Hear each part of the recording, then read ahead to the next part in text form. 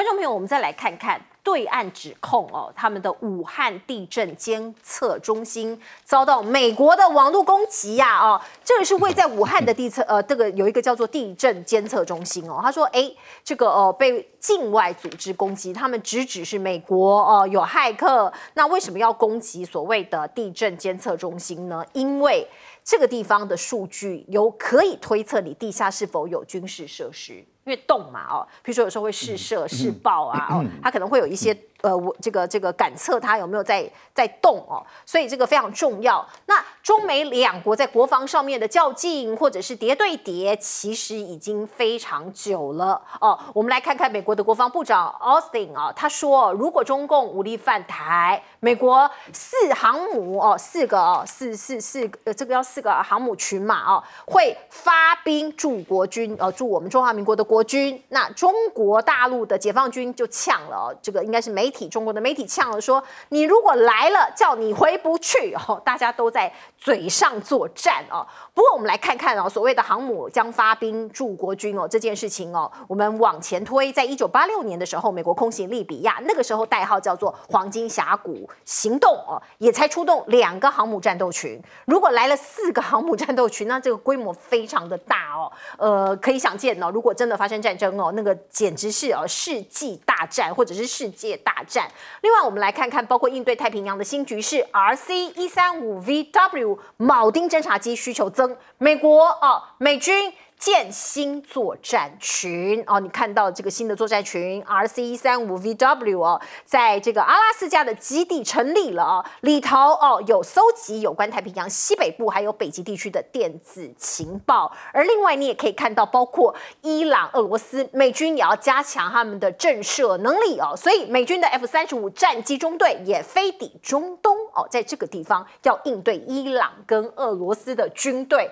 中国大陆呢？中国大陆当然也不是吃素的你看到他有很多的动作，包括你看到菲律宾陆军总司令说，他们中国邀请菲律宾举行联合军演那菲律宾当然他们也希望跟中国做朋友，不希望跟任何人为敌，所以也会 join 这件事情。而另外在柬埔寨有个地方叫做云壤基地这个是一个军港那中国航舰可以在这里停泊。美国就说到底谁是真正的主人？地点在柬埔寨，港口也是柬埔寨，可是他们怀疑是不是中国大陆解放军进驻在这里呢？这是空拍图来自《金融时报》的报道，他们认为这个图像显示可以提供航空母舰驻泊的码头即将完工了，这个跟中国位在东非的吉布地的海外军事基地非常相似，所以他们合理而且严重怀疑中国大陆要把这边作为他们的军事停泊的港口。而另外解放军在海外新的基地选哪里呢？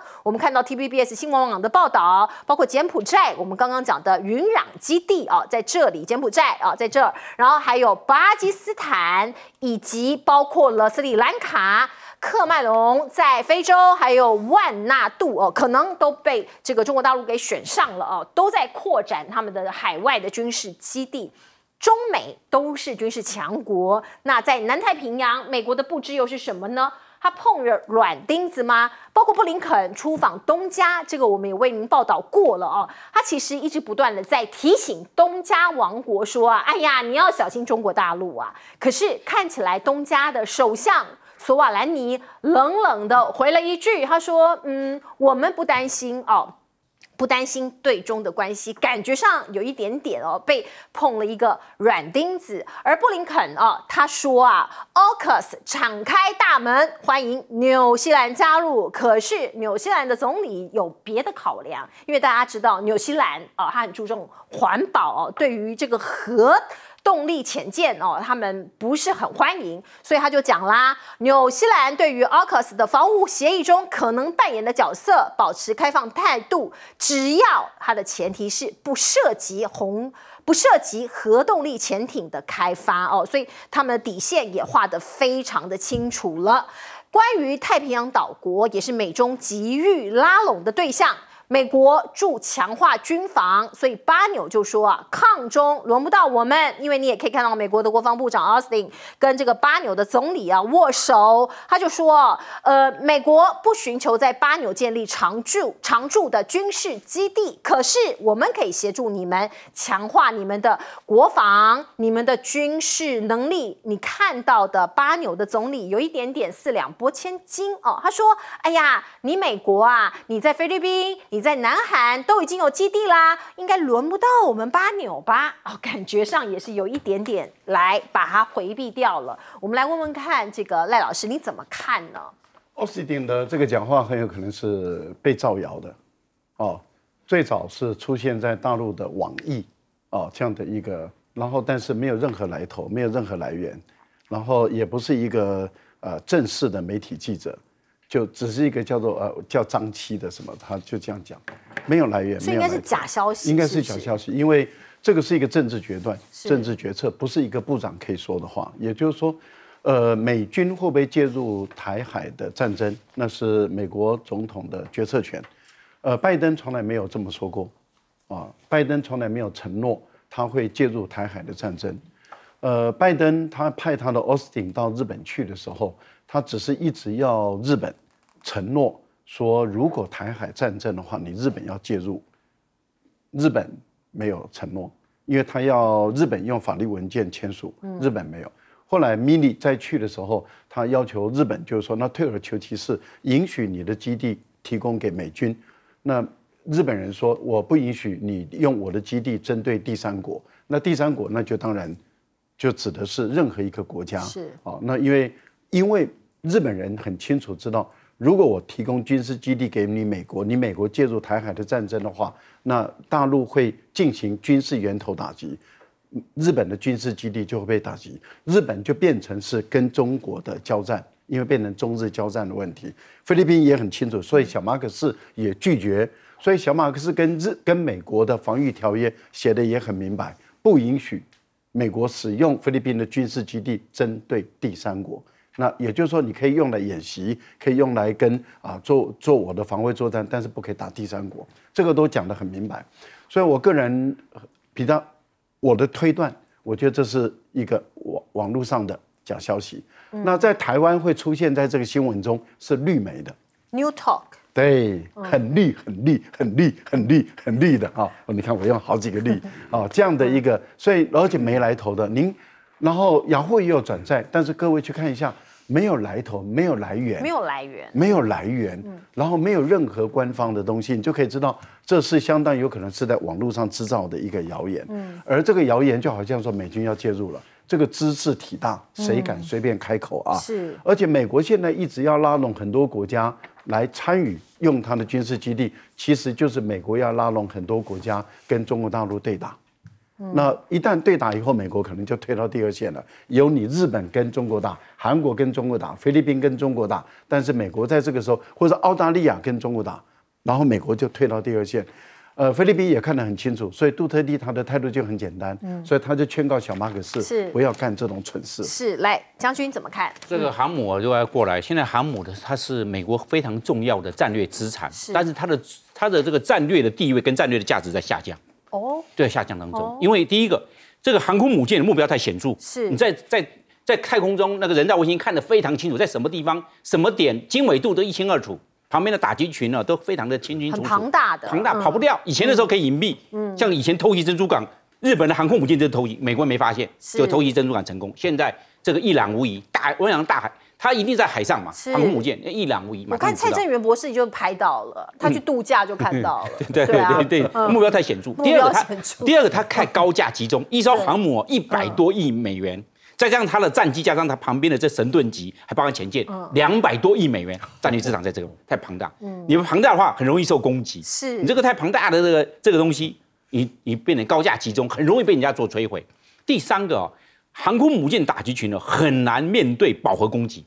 中共的东风21，还有包括中共的东风56D，也包括现在刚刚出来的东风17妖拐，就是高超音速的这些导弹，它没办法，因为它从太空中过来。现在美国最好是标6飞弹，标6飞弹最多打到11万英尺，你看它最大的这个速度可以到达8.5倍音速，但是但是我们要东风17的话，东风妖拐可以最高的音速到15倍音速，你怎么去拦？对，它慢的去拦截快的没有办法，而且它高度是有限的，高度只能到达11万英尺，无法拦截你除以3大概就是4万公尺不到，是你变成这样，你很容易被人家。还有另外一个，这个高超音就是超音速的，没有高超音速，超音速的掠海飞弹，反舰飞弹，这个没办法，因为掠海反舰呢，有时候因为它发现的时候很晚了，因为它一直掠海，因为地球曲度的关系，你真的发现了距离太近，它又超音速过来，又掠海，很难去拦截。虽然有近迫防御系统，有3-5这个3-5快炮尖兵雷达在那边锁定，但是问题是，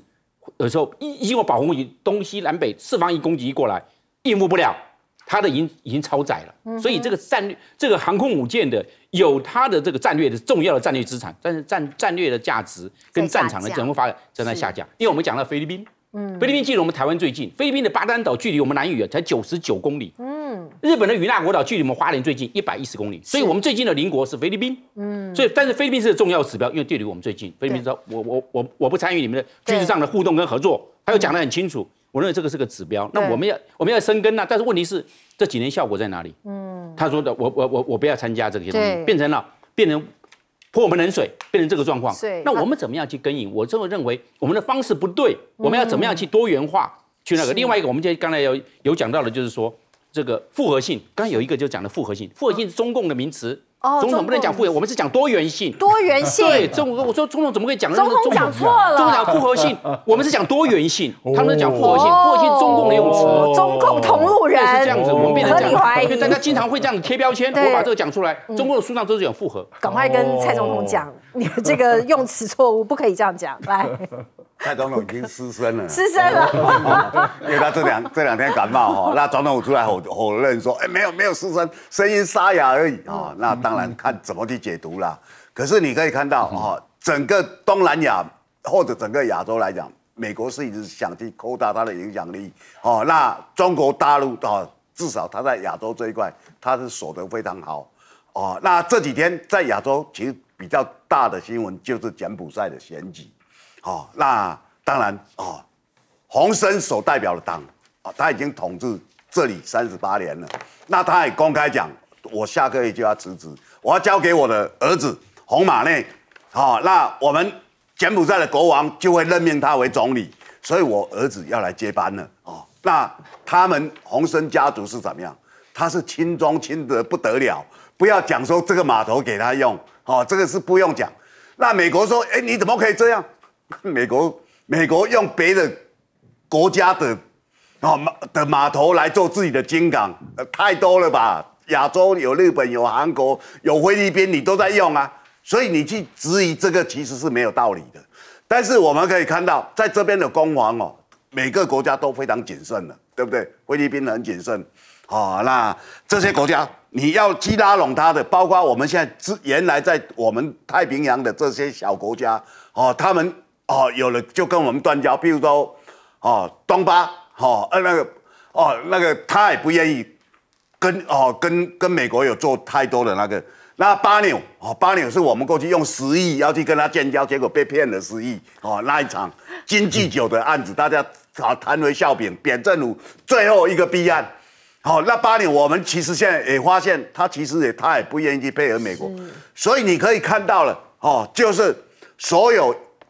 亚洲这些国家，即使它再小，它也不要去触犯了谁，它宁愿保持比较一个超然的样子。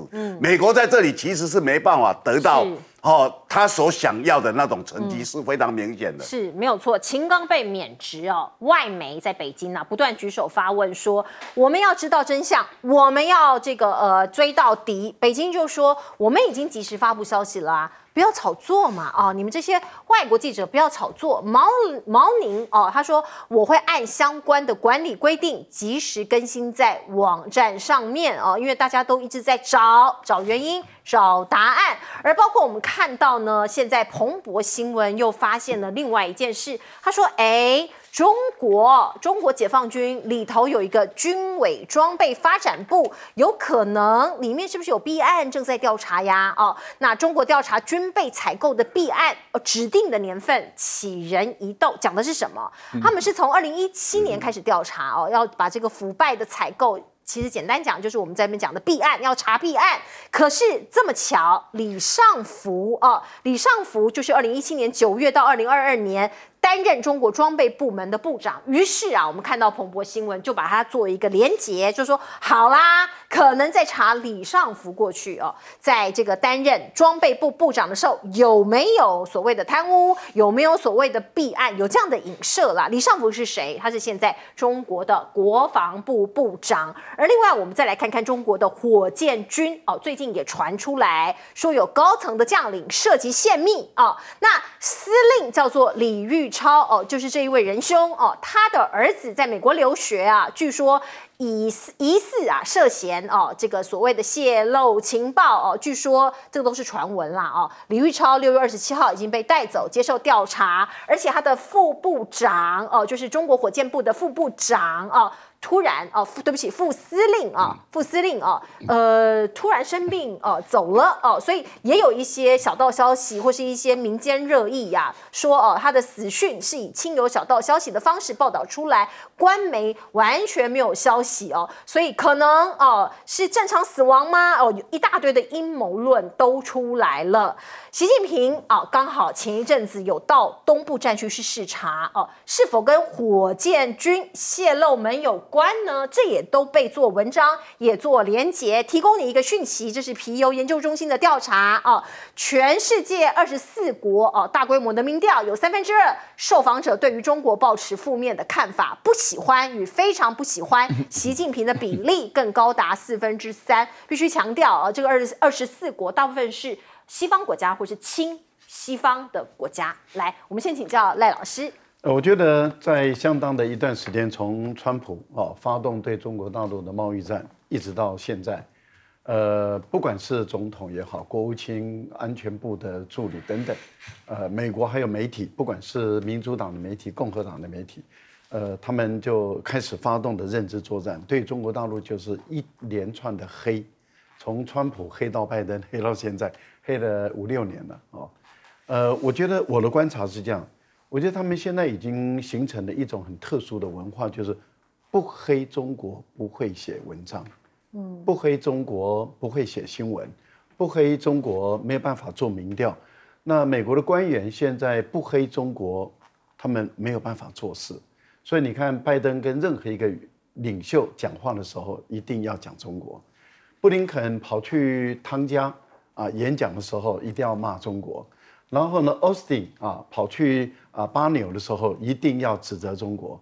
然后连柬埔寨的一个港口即使中国的海军在那个地方作为他们的一个海外的军事基地，那也是中国大陆跟柬埔寨的事嘛。那关你美国什么事？因为你美国在海外的军事基地800多个，你到处都是你的军事基地。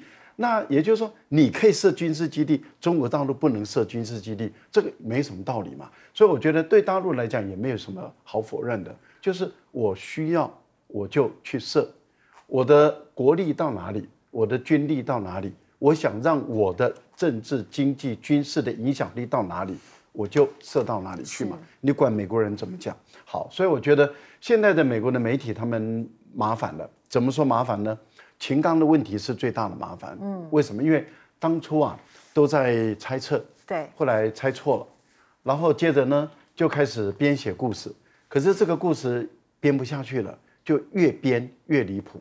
为什么呢？因为你看，秦刚之前说他一定等等各种八卦的因素，所以他就，可是问题就在于后来发现这个人大常委会是把他是免职，是免职，免职在中国大陆的，因为它是公文，所以它的公文的用语都是精确的。过去他们所有的人事的调动都叫免职，但是如果是被双开，那就是撤职。那是撤职。那也就是说，他们是这个文字是非常的明白。那因此大家都知道大家也都知道，国务委员的地位高，而他是国务委员兼外交部部长。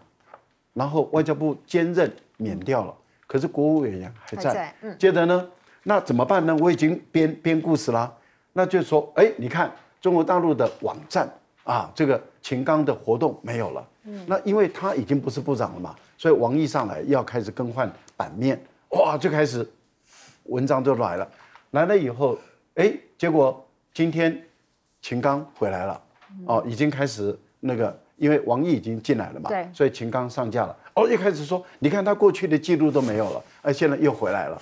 好，那现在该怎么办呢？再继续编故事，就编他跟李尚福，跟这个火箭军司令的儿子在美国泄密，他没处理有关。OK， 我们进一下广告。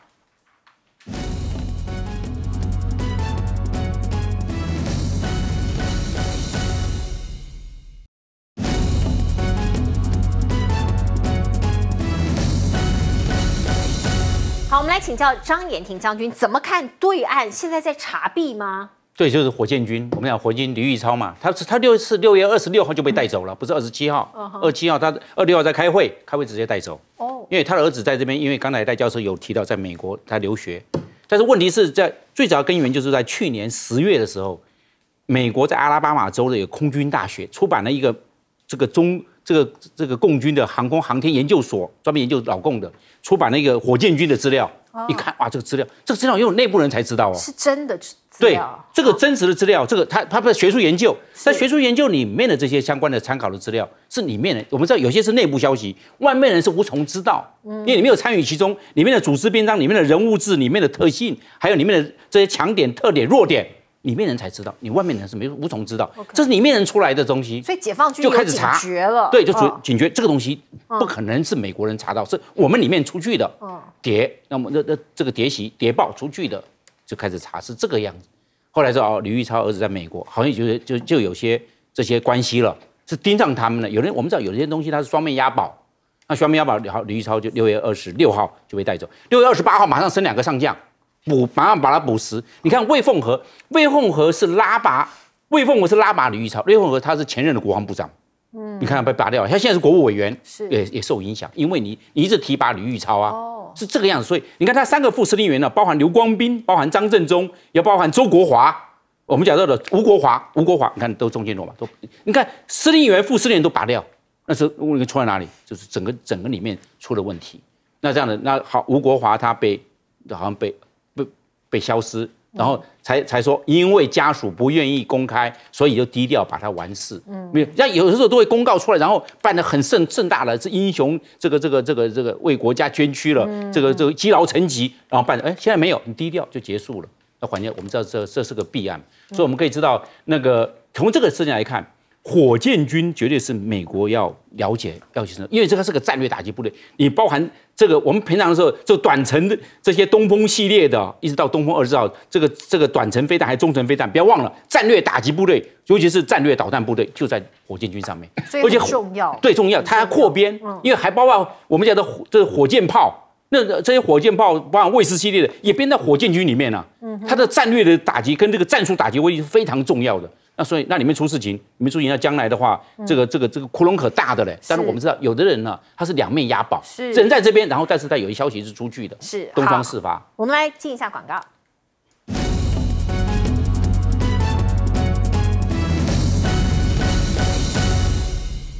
好，我们请教董哥来看，意大利总理拜访了白宫，拜登在说服他什么呢？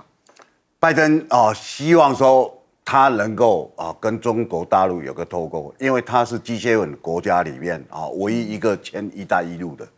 那我们知道中国大陆。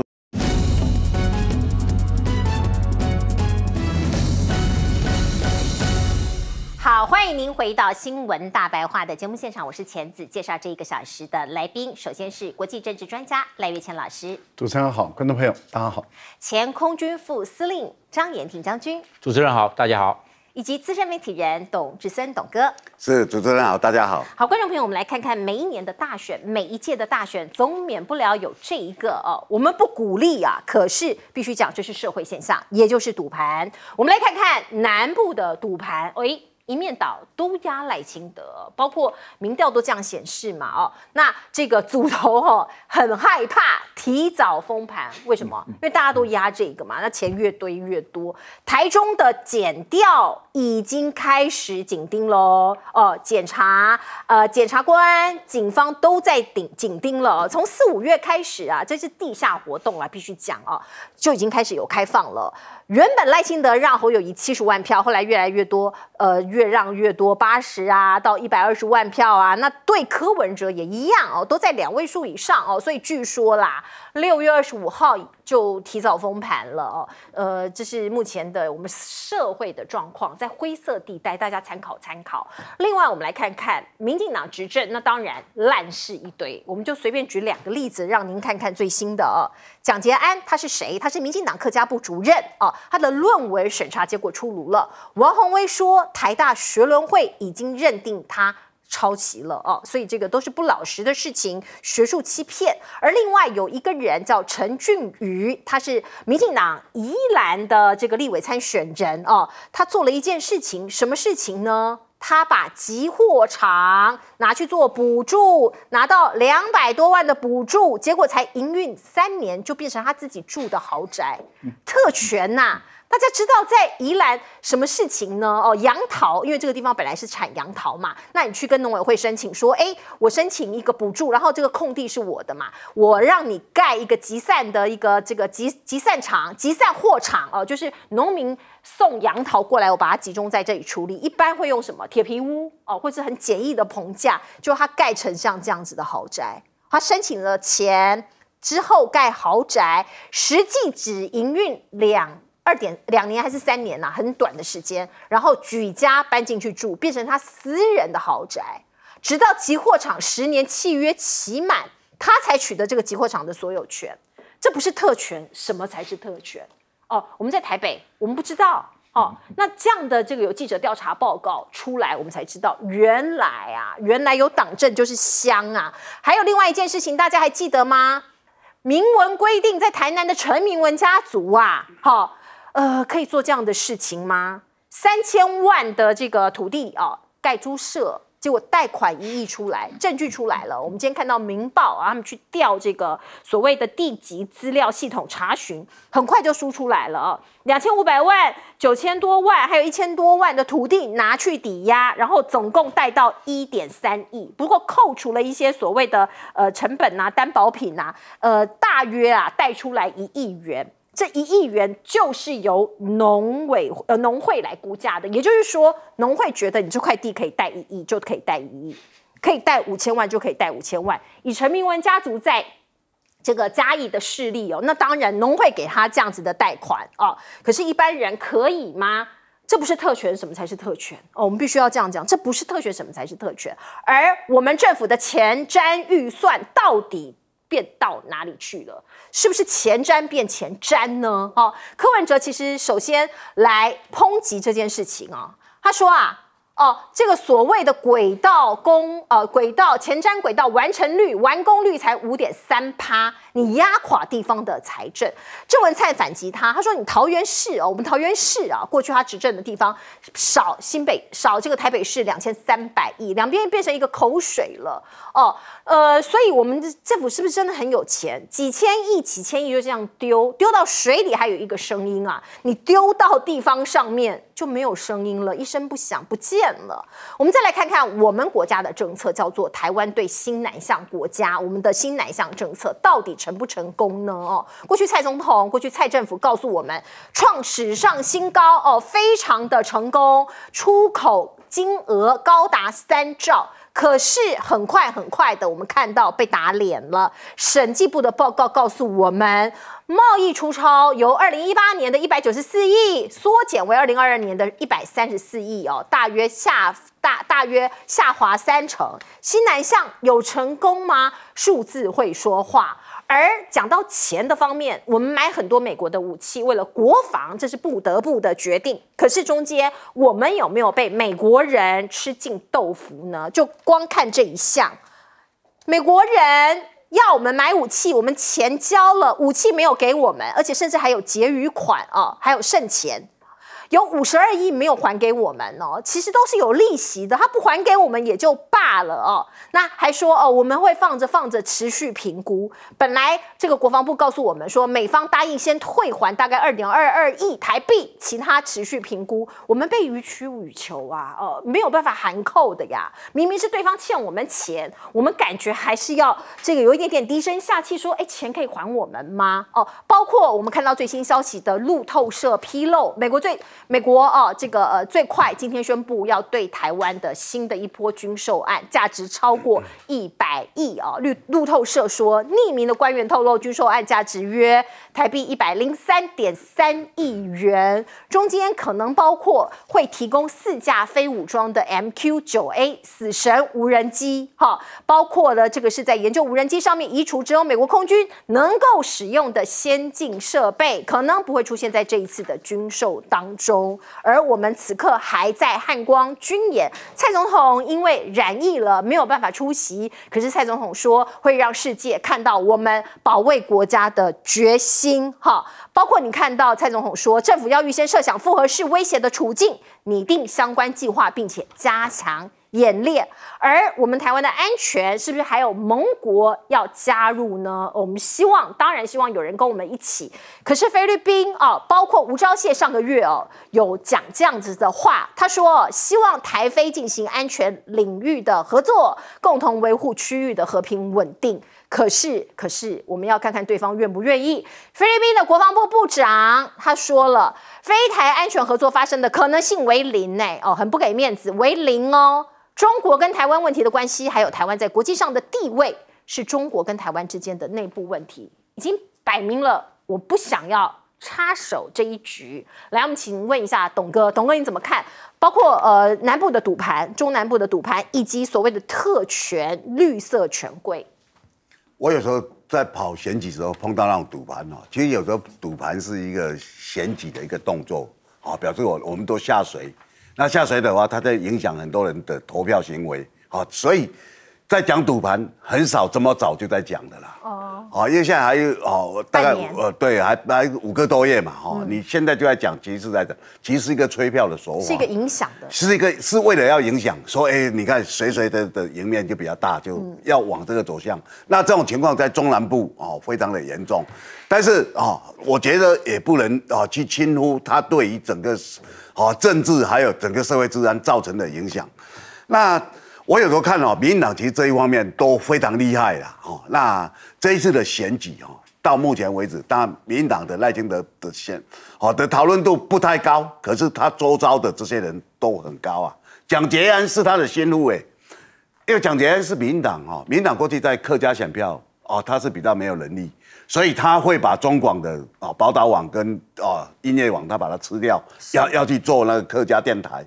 那蒋捷安因为他的公公以前的公公，因为现在已经离婚了，就是客家大佬那客家大佬儿子是第一把交椅的大佬就是一个作家钟兆政钟兆政，对，他是钟兆政的儿媳妇是对钟兆政他儿媳妇以前在我们他儿子以前在我们报社，所以这个过程我就很清楚，民进党前提去拉抬他，那拉抬就希望，因为钟兆政过去在龙潭。都这些客家的影响力很大，因为他从日据时代就接受教育嘛，教了很多学生当小学老师，后来又去写作。那写作，郑文灿在当桃园市长的时候，把他过去的学校或他曾经走过那些痕迹，做一个钟兆政的文学园区，也很受欢迎。那他当然德高望重，所以也把他的儿媳妇那时候大概还没离婚的时候，就把他找去，然后。让他当客家局的局长，所以是非常倚重的。那这2年他们很全力的。蒋捷安也当过民进党的不分区立委对，所以他就全力去拉抬他。那拉抬我们可以看到，其实在整个论文案的时候，他开始不是目标，因为他那时候没有去选举，知名度不是这么大了。对，那时候以郑文灿跟那个林智坚为目标嘛。那这次被弄出来的话，对。赖清德来讲是很伤，你知道吗？为什么？因为他前面有一个圣母峰大家记得吧？那也是他的一个爱将，所以你的爱将一个一个的出包那古拉斯本来在原住民里面也有影响力，那一个接一个走，是对赖清德来讲，他现在的新闻都是负面的，就不是正面的哦。他讨论度不高，可是有他的新闻都是负面的。那我们看宜兰的陈建安，还有陈明文他儿子，这2个人都是要选的。陈明文是要交棒给他儿子，是。那你这个有没有特权？有啊。这个是有特权，怎么会没有？如果没有特权的话，请一般老百姓如法炮制，我也要去带啊，对不对？那你如果带不出来，他带得出来，他当然就叫特权啊。这个其实是很清楚的。那我们知道，在嘉义，陈明文是不止发罪也颠倒，他讲什么就代表什么。因为有一个成语叫做明文指示嘛，他讲什么就代表这是地方的意见了。地方就代表他所有的。所以大家看到了民进党现在这样的包山包海这个才是我们选举应该放来做主轴的地方。为什么大家讲要下架？因为他们太过分了，吃钱吃到这样啊，对不对？不止前瞻计划，他平常都在哪地方的钱啊？你凭什么用一个杨桃集散地，然后叫农委会出钱给你？对不对？所有东西完全都在吃政府。